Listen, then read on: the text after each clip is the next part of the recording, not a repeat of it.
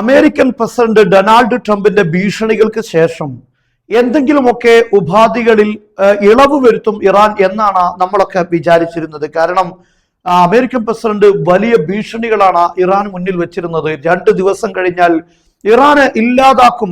പ്രസിഡന്റിന്റെ കാഴ്ചപ്പാട് പ്രകാരം മുമ്പേ ഇറാൻ ഇല്ലാതായിട്ടുണ്ട്, പക്ഷെ ഇനിയും ഇല്ലാതാക്കുമെന്നാണ് പറഞ്ഞിരുന്നത്. അപ്പൊ എന്തെങ്കിലുമൊക്കെ ചില വിട്ടുവീഴ്ചകൾക്ക് ഇറാൻ തയ്യാറായിട്ടുണ്ടാകും എന്നായിരുന്നു വിചാരിച്ചിരുന്നത് എങ്കിൽ ഇതാണ് ഇപ്പോൾ ഇറാൻ അവസാനമായി ഫൈനലായിട്ട് അമേരിക്കക്ക് മുന്നിൽ സമർപ്പിച്ചിട്ടുള്ള പ്രപ്പോസൽ.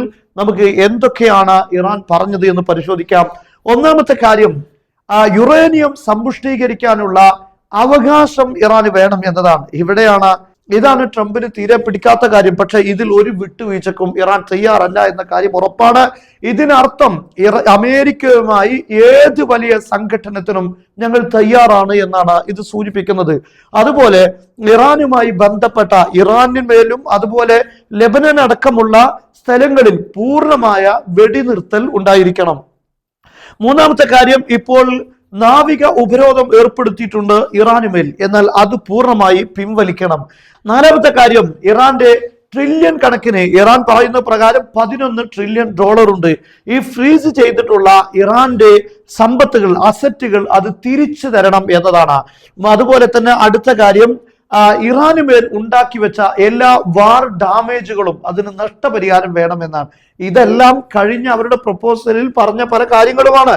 അതാണ് ട്രംപ് വലിച്ച് ചവറ്റുകൊട്ടയിലേക്ക് എറിഞ്ഞത്. ഇതൊന്നും അംഗീകരിക്കാൻ കഴിയില്ല എന്ന് പറഞ്ഞുകൊണ്ട്. എന്നാൽ ഇറാൻ എന്തെങ്കിലുമൊക്കെ മാറ്റം വരുത്തും എന്ന് ധരിച്ചിരുന്നു. മാത്രമല്ല അതിശക്തമായ ഭീഷണിയാണ് ട്രംപ് നടത്തിയിട്ടുള്ളത്. അതുകൊണ്ട് ഇളവുകൾ ഉണ്ടാകുമെന്ന് കരുതി, പക്ഷെ ഒരു മാറ്റവുമില്ല.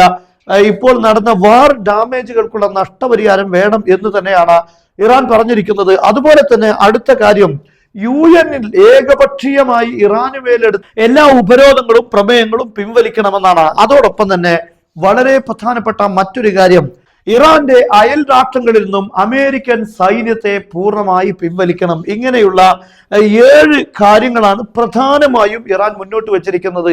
ഇതൊരിക്കലും അമേരിക്ക ഉൾക്കൊള്ളുകയില്ല, ഇതൊരിക്കലും തന്നെ അമേരിക്ക വകവെച്ചു കൊടുക്കുകയില്ല. ഒന്നാമത്തെ കാര്യം തന്നെ യുറേനിയം സമ്പുഷ്ടീകരണത്തിലുള്ള അവകാശം എന്നതാണ്. ഇതാണ് പ്രശ്നങ്ങളുടെ അടിസ്ഥാനപരമായ പോയിന്റ്. എന്നാൽ അവിടെ തന്നെ ഇറാൻ മുന്നോട്ട് വെച്ചിരിക്കുന്നത് ഇതിൽ ഒരു വിട്ടുവീഴ്ചക്കും ഞങ്ങൾ തയ്യാറല്ല എന്നാണ്. ഇനി ട്രംപ് എന്ത് ചെയ്യും എന്നതാണ് ലോകം ഉറ്റുനോക്കുന്നത്. ഇറാന് മേൽ ഈ ഒരു പ്രപ്പോസൽ, ഇറാന്റെ ഈ ഒരു തീരുമാനം വരാനാണ് 2 ദിവസത്തേക്ക് ട്രംപ് കാത്തിരുന്നത് യുദ്ധം അയച്ചുവിടാൻ. തിങ്കളാഴ്ച ഇന്നായിരുന്നു യുദ്ധം അയച്ചുവിടാൻ കരുതിയത്.